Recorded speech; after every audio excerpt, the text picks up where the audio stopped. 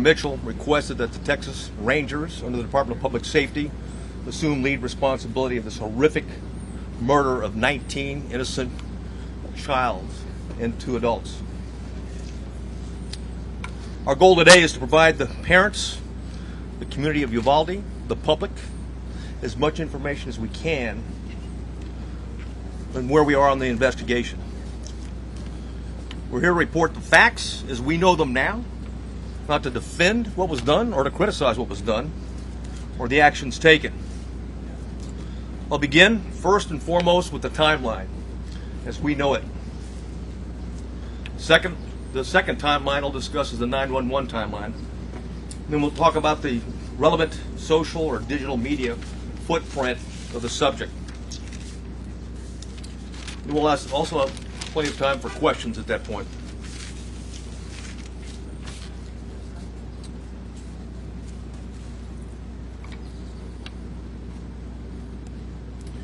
At 11:27, we know from video evidence, 11:27, the exterior door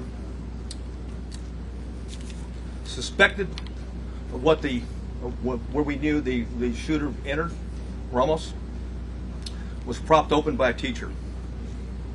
11:28, the suspect vehicle crashes into the ditch, as previously described. The teacher runs to the room 132 to retrieve a phone, and that same teacher walks back to the exit door, and door remains propped open. There were 2 males, as reported by Regional Director Escalon yesterday. There were 2 males at a funeral home that when they heard the crash, they went to the crash scene. When they arrived at the crash scene, before they got there, they saw a man with a gun exit the passenger side with a backpack, and they immediately began running. Ramos began shooting at him. Did not hit him.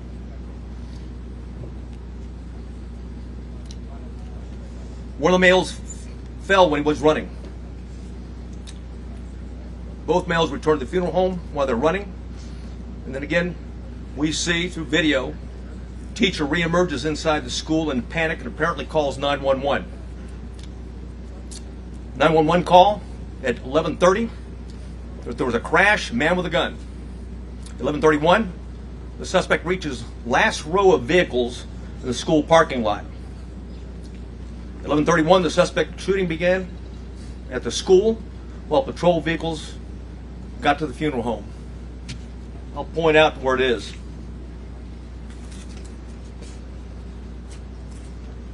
Crash vehicle's over here. Suspect sliding behind a vehicle, started walking down, shooting into the classroom. There was a discussion early on that an ISD, consolidated ISD for Uvalde, was a resource officer and had confronted the suspect. That did not happen, as R.D. Escalon talked about yesterday. It was certainly stated in preliminary interviews, but often these preliminary interviews and a cursory walkthrough doesn't reveal the type of information, and certainly, police officers, like anyone else, under stress, sometimes witnesses get it wrong. But the bottom line is that officer was not on scene, not on campus, but had heard the 911 call with a man with a gun, drove immediately to the area, sped to what he thought was the man with a gun, to the back of the school, and what turned out to be a teacher, and not the suspect. In doing so, he drove right by the suspect, who was hunkered down behind a vehicle, where he began shooting at the school.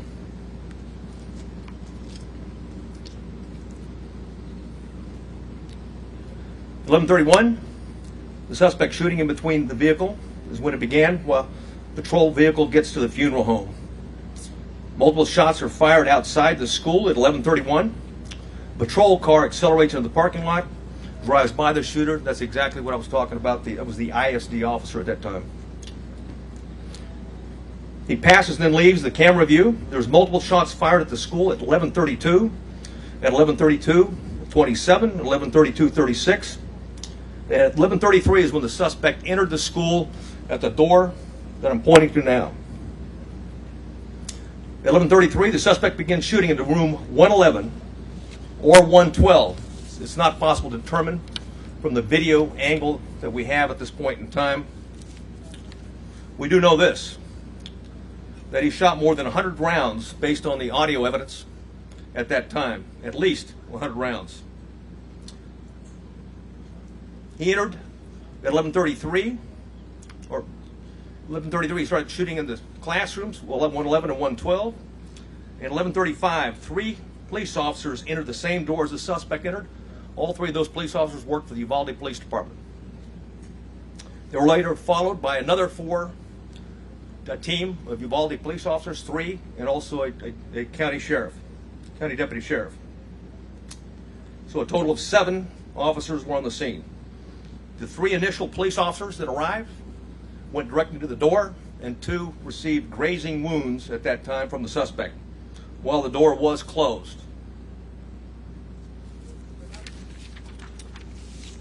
At 11:37, there was more gunfire. Another 16 rounds was fired at 11:37. One at 11:37 and 16 seconds, 11:38, 11:40, 11:44. At 11:51, a police sergeant and USB agents started to arrive. At 12:03, officers continued to arrive in the hallway, and there were as many as 19 officers at that time in that hallway.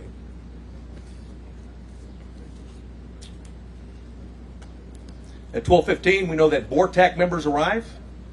Not the entire BORTAC, but members of BORTAC, along with Shields. At 12:21,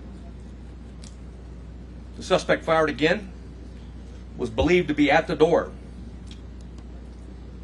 At 11:21, law enforcement moved down the hallway. At 11:50, they breached the door using keys that they're able to get from the janitor, because both doors were locked. Though both of the classrooms that he shot into were locked when officers arrived. They killed the suspect at that time. And now I'd like to go over the 911 timeline.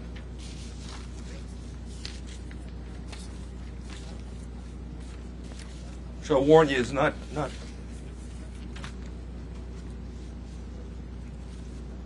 it's better that I read it than you listen to it.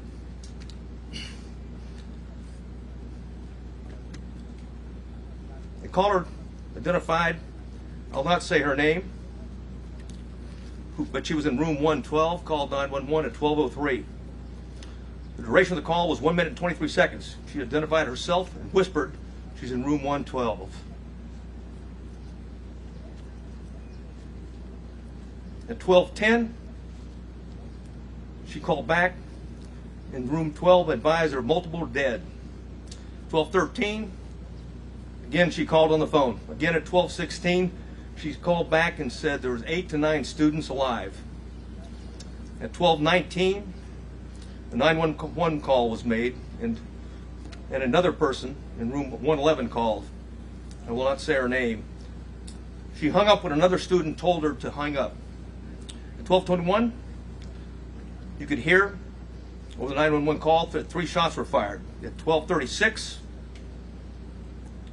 911 call, it lasted for 21 seconds. The initial caller called back, student, child, called back, was told to stay on the line and be very quiet. She told 911 that he shot the door. At approximately 12:43 and 12:47, she asked 911 to please send the police now.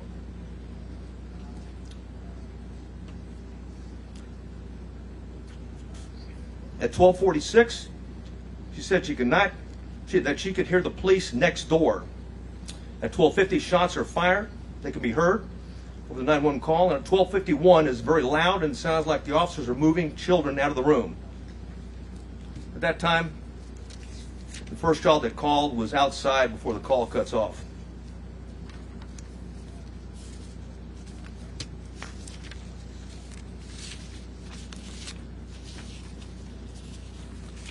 Additional information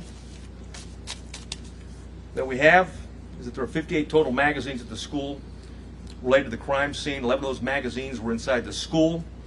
3 were on the suspect's body. 2 in room 112, 6 inside room 111. 5 were on the ground, 1 was in the rifle. There were 32 magazines outside the school. but on school property, 1 just outside the school building and 31 in the suspect's backpack that he did not take into the classrooms with him. There was 15 magazines at the crash site. There were 2 magazines at the suspect's residence for a total of 60 magazines. He had purchased and had a total of 1,657 total rounds of ammunition. 315 of those rounds were inside the school. 142 of those were spent cartridges. 173 were live rounds. 922 were outside of the school, but on school property. 22 of those were spent cartridges. 900 were live rounds. 422 were at the crash site. 22 were spent cartridges. 420 of those were live rounds. There's 35 spent law enforcement cartridges total in the school. 8 of those were in the hallway. 27 were inside the classroom. 111 where the suspect was killed.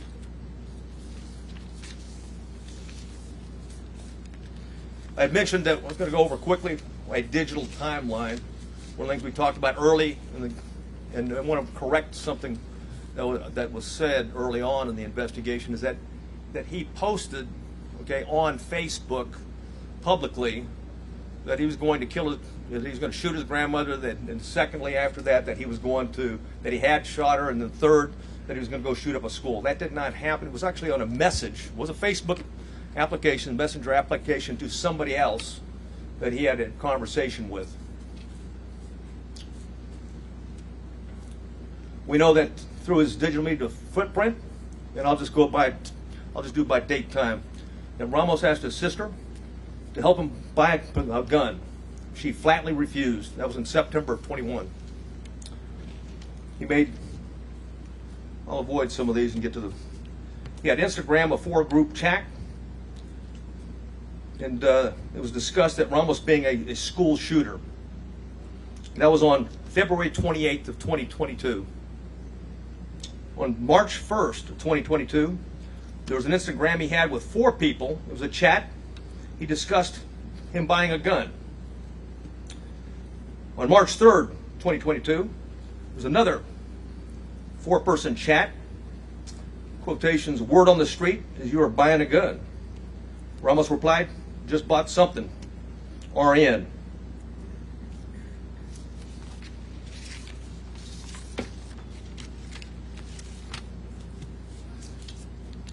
On March 14th, and there was an Instagram posting by the subject, in quotations, 10 more days. A user replied, are you going to shoot up school or something? The subject replied, no, and stop asking dumb questions and you'll see.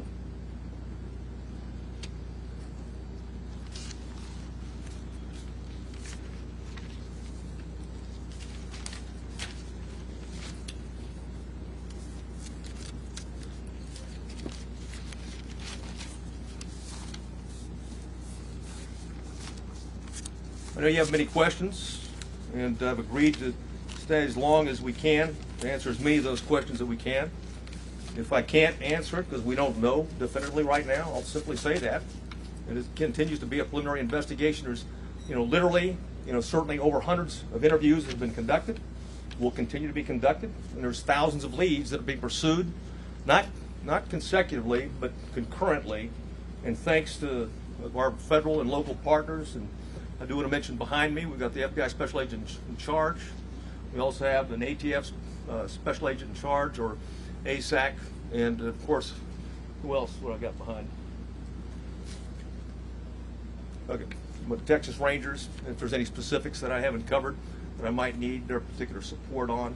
I do want to cover one thing quickly though before I go to questions, and that's some of the questions that we have already received. And one of those is going around now that in fact the subject had been one of the 2 arrested by the Texas Rangers and the local police back in 2018. That's not the case. He was not one of the individuals. In fact, we have found no links, associations, and relationships in that investigation. Clearly it was a threat. It was back in 2018. The 2 juveniles were charged with attempted or conspiracy to commit capital murder. There's no question that we thought, and we had evidence, and certainly the district attorney agreed that these juveniles, one 13, one 14 years old, was a threat to Uvalde. And there was a discussion at that time, even the senior year of the one that was 14 years old, which would make it 2022. However, that was not the subject.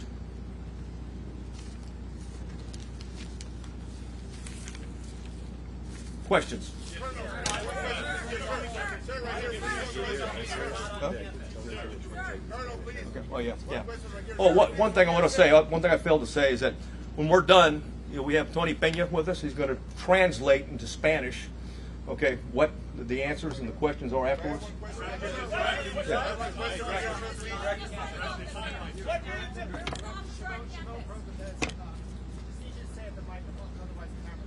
Thank you for doing this, and I do hope you stay here and take as many questions as possible. You say there were 19 officers gathered in the hallway or somewhere. What efforts were made to try and break through that door you say was locked? What efforts were the officers making to try and break through either that door or another door, get inside that classroom? None at that time. Why? The on-scene commander at the time believed that it had transitioned from an active shooter to a barricaded subject. Sir, you have people who are alive, children who are calling 911 saying, please send the police. They are alive. In that classroom, there are lives that are at risk. Hey, we're well aware of that. Right, but Yeah. why was this decision made not to go in and rescue these children? Again, the on-scene commander considered it a barricaded subject and that there was time and there were no more children at risk. Obviously, based upon the information we have, there were children in that classroom that were at risk, and it was, in fact, still an active shooter situation and not a barricaded subject.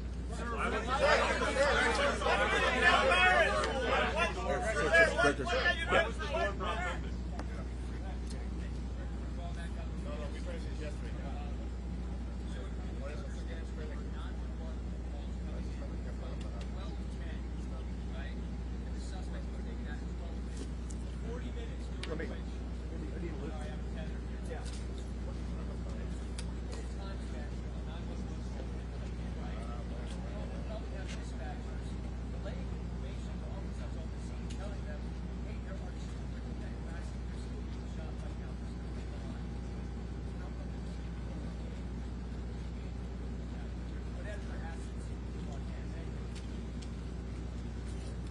The question simply is this: there was a 40-minute gap, and if the 911 operators were aware that children were alive in that classroom, why weren't officers notified of that? And if that's the case, why didn't they take action?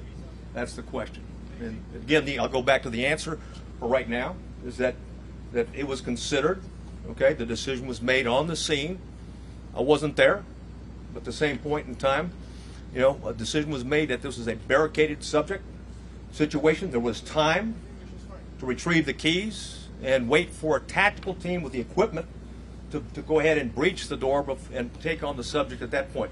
That was the decision, that was the thought process at that particular point in time. What can you tell parents that were demanding more action? What? Police. What can you tell parents that were here waiting and asking for the police to go in? Yeah, there was 19, like I said, there was 19 officers in there. In fact, there was plenty of officers to do whatever needed to be done, with one exception, is that the incident commander inside believed they needed more equipment and more officers to do a tactical breach at that point. That's why BORTAC was requested on the scene. As soon as they were there, they executed a search, or at least a dynamic entry, and went in. And of course, that was not till 12. That was not till 12:57.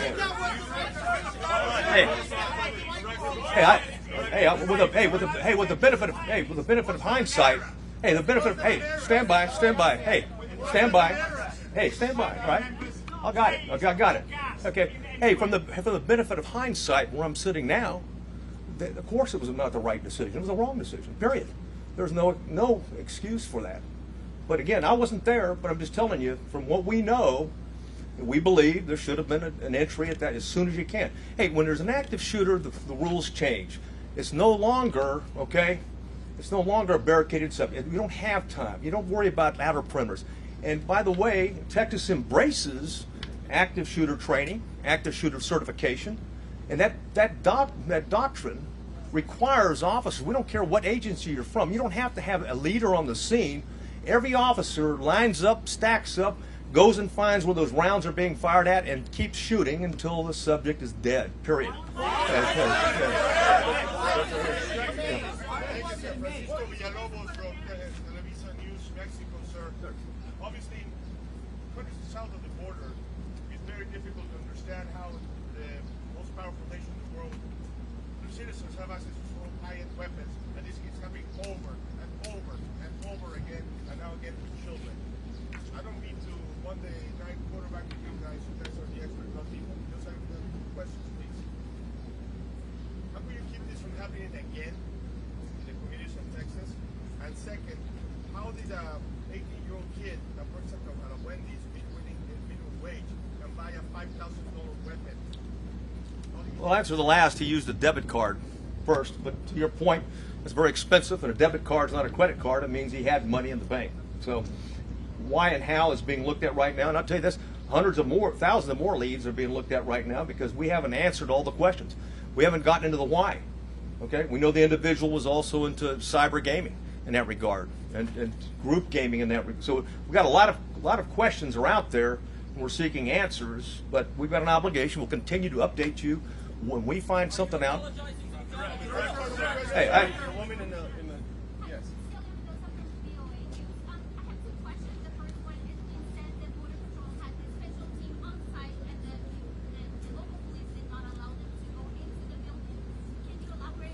The Border Patrol agents, the BORTAC agents that were in the building did line up. They're part of the 19 that I talked about, and the entry team, ultimately the entry team that went in. But I can tell you that they were told, just as any other officer was told, and others, even command staff that came on board, is that the incident commander at the time it's believed that in fact it was a barricaded subject, that we had time, there was no kids at risk.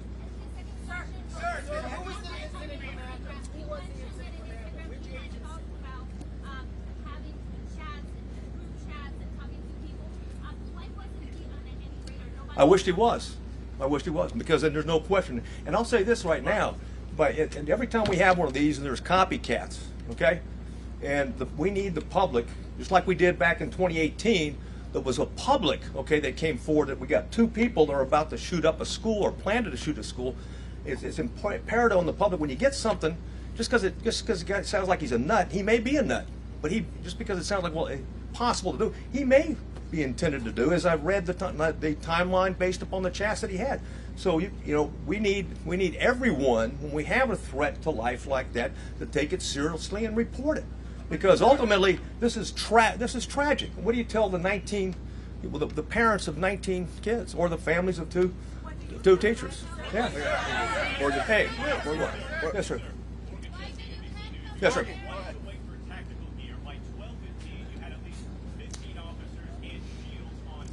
Yeah. Yet you did not reach the door until 12:50. Hey, like I've said it before, is that, well, first of all, when it comes to an active shooter, you don't have to wait on tactical gear.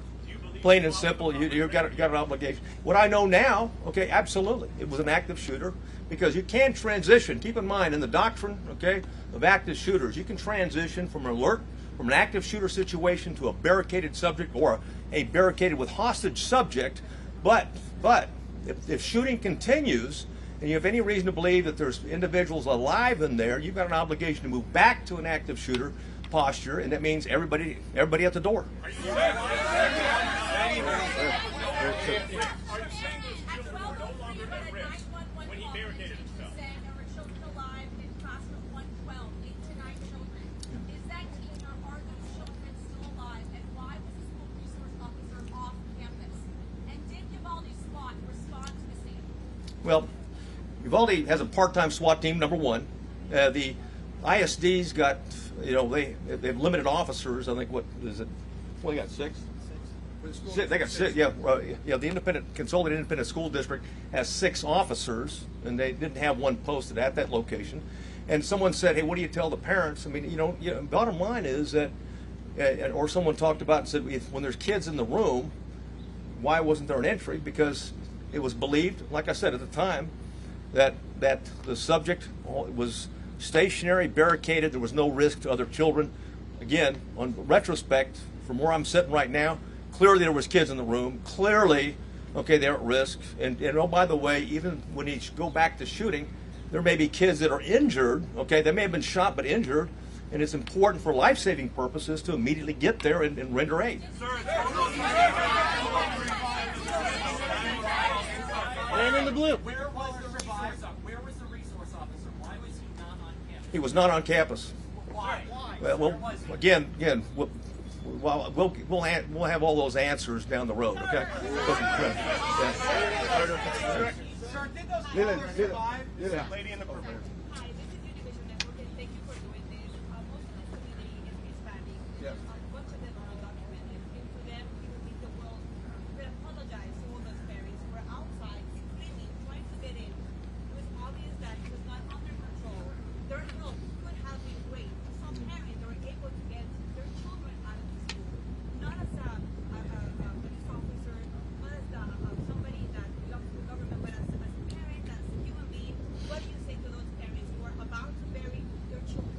Well, first, I want to say that the Consolidated Independent School District officers were there early. There was 4 of them, and they immediately began evacuating the school and did that throughout the process. So keep in mind, so that was going on. And what do I say to the parents? I don't have anything to say to the parents other than what had happened. We're not here to defend what happened. We're here to report the facts so they have the facts. Who was the Yeah. Hey, bottom line, the consultant. Any of the family members gassed or taped outside the building? I'm sorry. Oh, I don't have any information on that.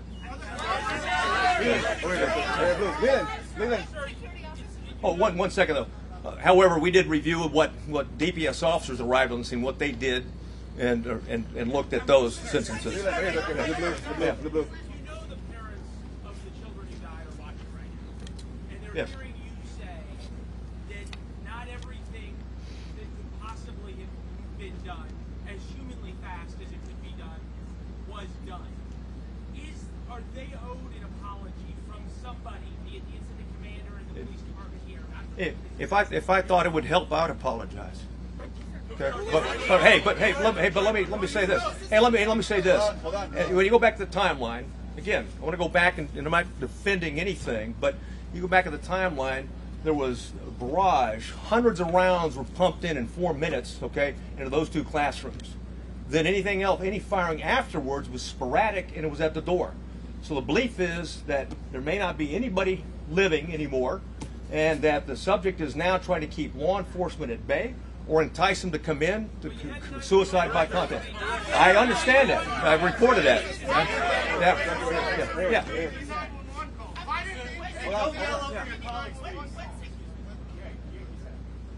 Jack Morford from the New York Post. Can I ask 2 questions? First of all, exactly how was the gunman barricaded in his room? Was it just a simple matter of him locking the door behind him? And secondly, did he buy all 1,657 rounds from Oasis Outback using that debit card? Well, I might answer the first one, but the why on the second one I don't have. The first one, that each door can lock from the inside, and both doors were locked, okay, from the inside. So the subject, when he went in, he locked the door. He came out one time into the hallway, went back in and locked the door, because at the time that the officers went in, both doors were locked.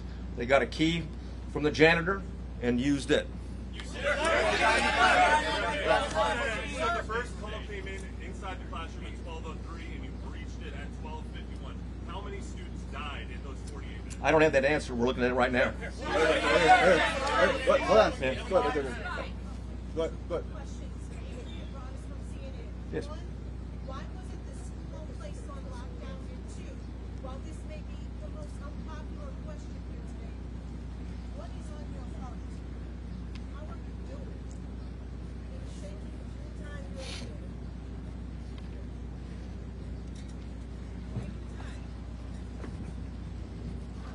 Yeah, thanks a lot.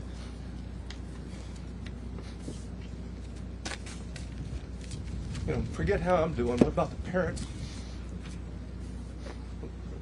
of those children?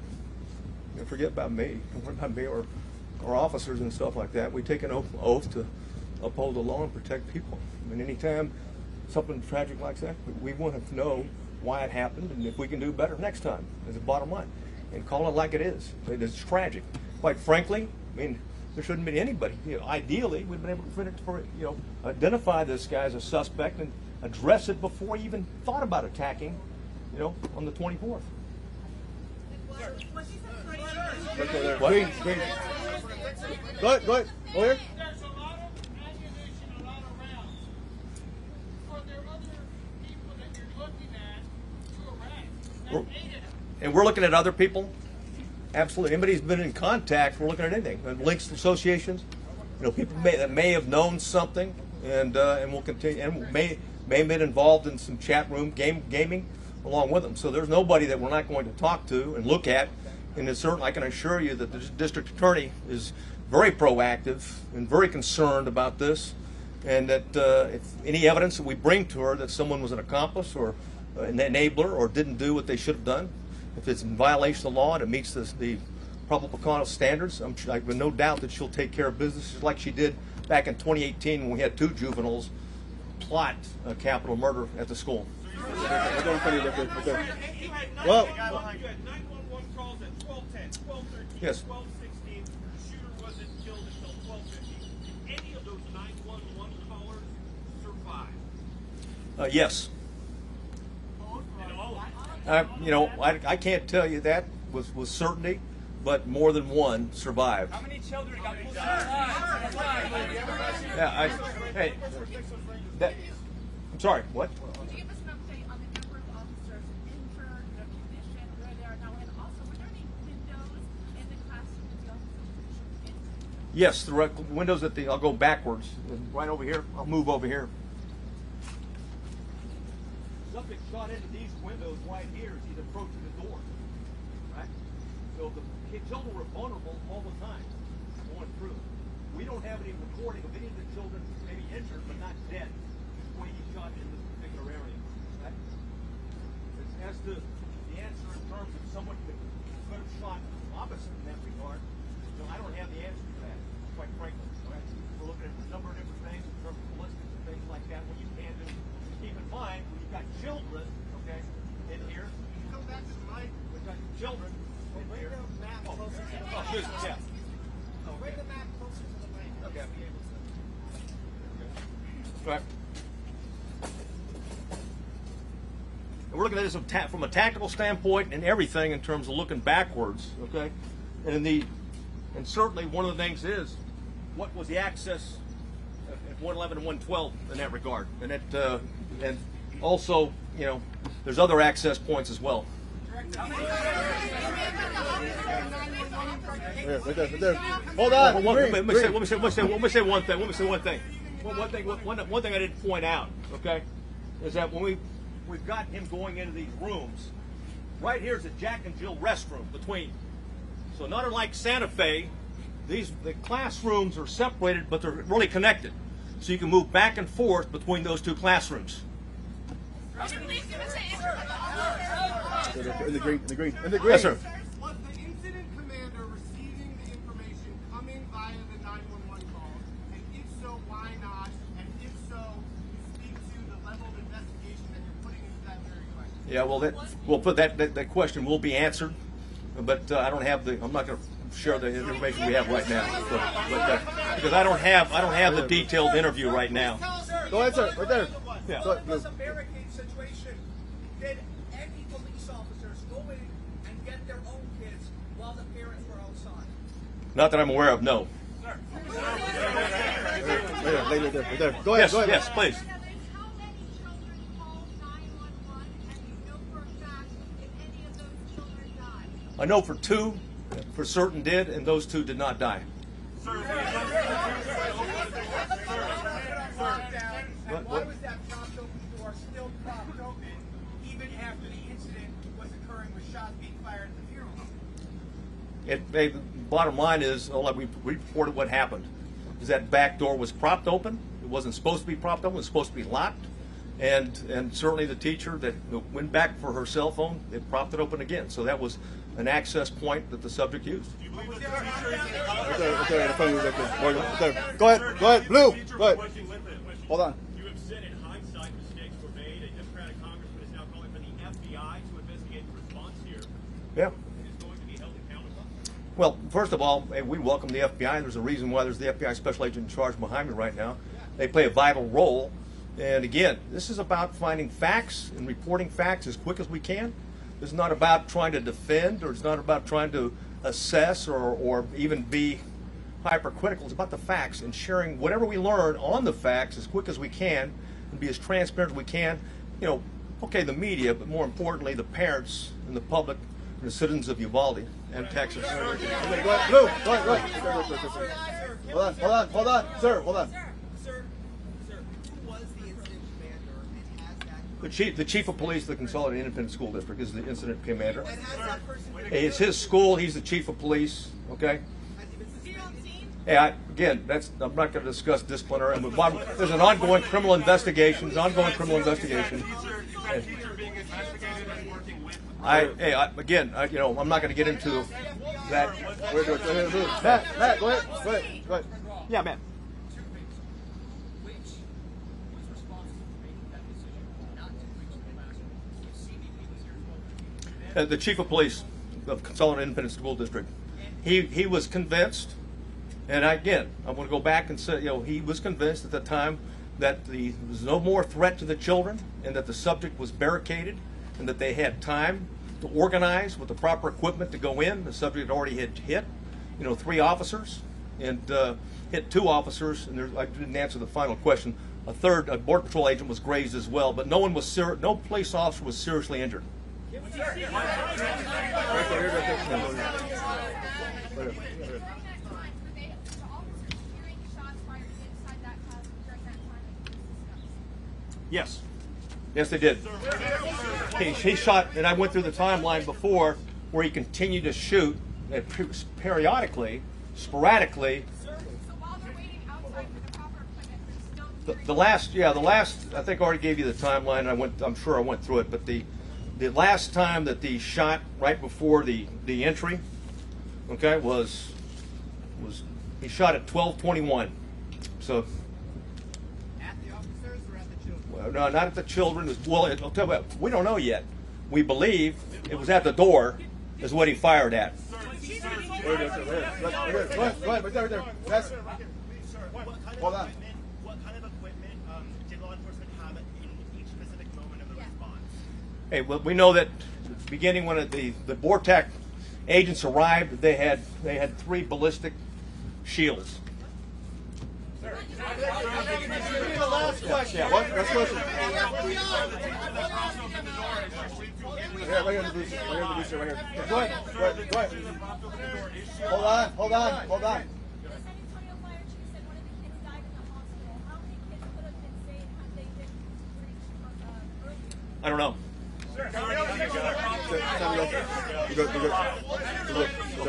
No, that's fine. Yeah,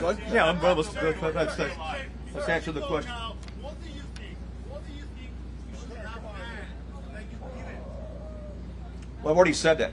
I've already said, first of all, Texas embraces and teaches, the active shooter doctrine. The active shooter doctrine, as long as there's kids and as long as there's someone's firing, you go to the gun, you find them, you neutralize them, period. And there's only, there are some nuances with transition to a barricaded subject, also transitioning to a hostage situation. And of course, the decision at the scene was that this is still a barricaded subject that did not go back to an active shooter situation. Go ahead. Yeah. Where is the police chief, and why isn't he here to take our questions?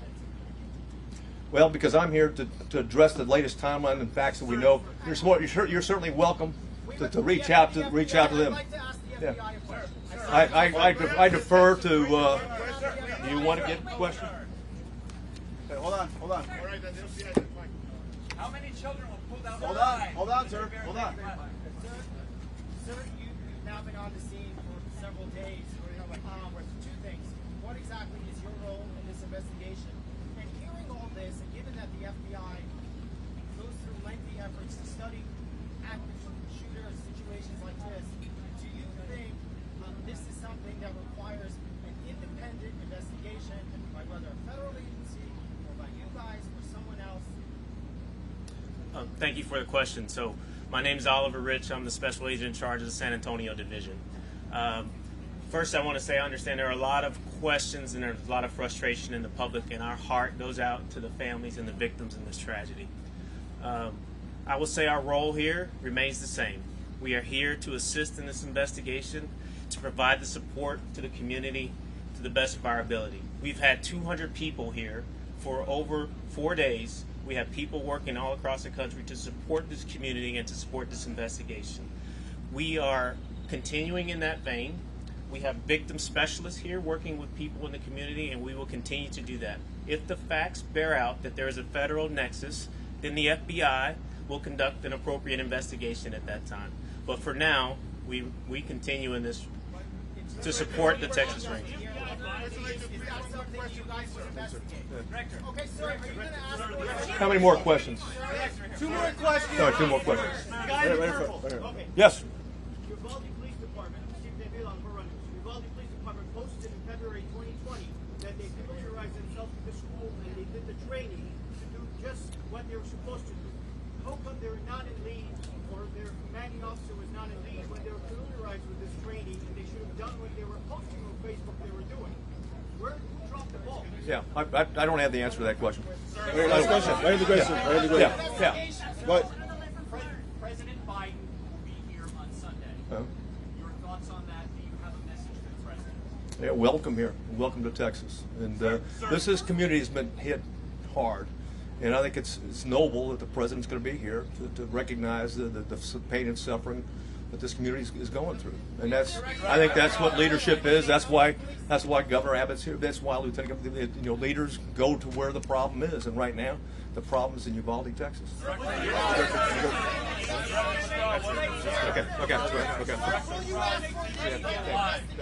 Who did the chief consult to wait 30 minutes? You guys leave the map up? Leave the map. Can we see the map?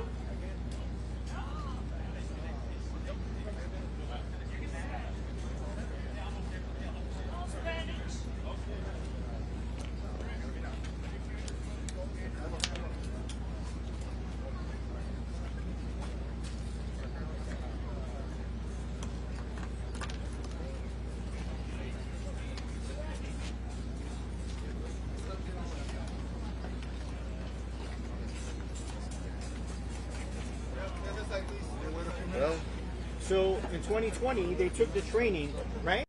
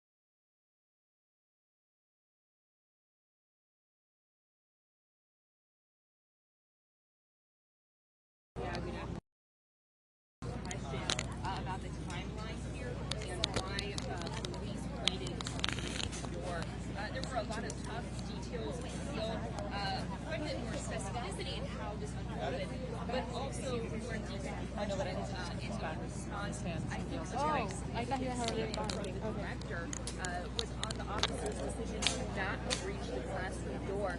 The director flat out said that was not the right decision, and that's been a large question. Why did they wait? Now, the director said that the incident commander believed it had transitioned from an active shooter to a barricaded subject and was convinced of that. He says the decision was made that there was more time, including for them to get keys from a janitor's room to unlock 2 classroom doors. The director says, thought they needed more for a tactical breach. And the director said, obviously children were at risk, and it was, in fact, an active shooter situation. We learned a little bit more about the 911 calls as well. We know those came in from 2 rooms, according to the director. The director gave some more details about what was said over those calls, saying one girl called from the room, and in a subsequent call said that there were people dead, multiple people dead, and 8 to 9 alive at that time. In another classroom, they received another call. The person hung up when the subject was interviewed. The director said in a series of 911 calls, shots could be heard over the audio. At least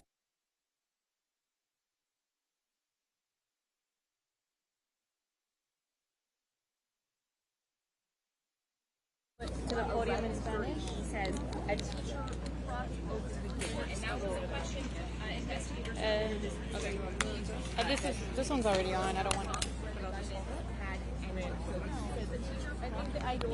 We're waiting just to see if they go up to the podium. Okay. If they don't need this. It's a few minutes later that he was enter the school and start shooting. The director said he more than 100 rounds at that time based on audio evidence. It's about 2 minutes after that the first police officers entered. He also said the patrol had gone to a funeral home after the gunman had fired at 2 witnesses from there and ran back to the funeral home nearby. Now, it was 12:15 when tactical members arrived. Again, reiterating, the director says the incident commander believed that this had become a barricaded subject situation. It's still an hour after the gunman entered the school that he was killed. What is the point here? We had heard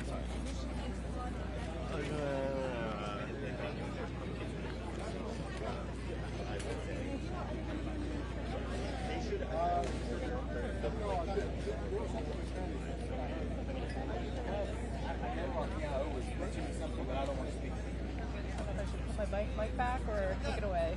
Oh, I'm sorry. I didn't know if I should put my mic back. He was going to do something.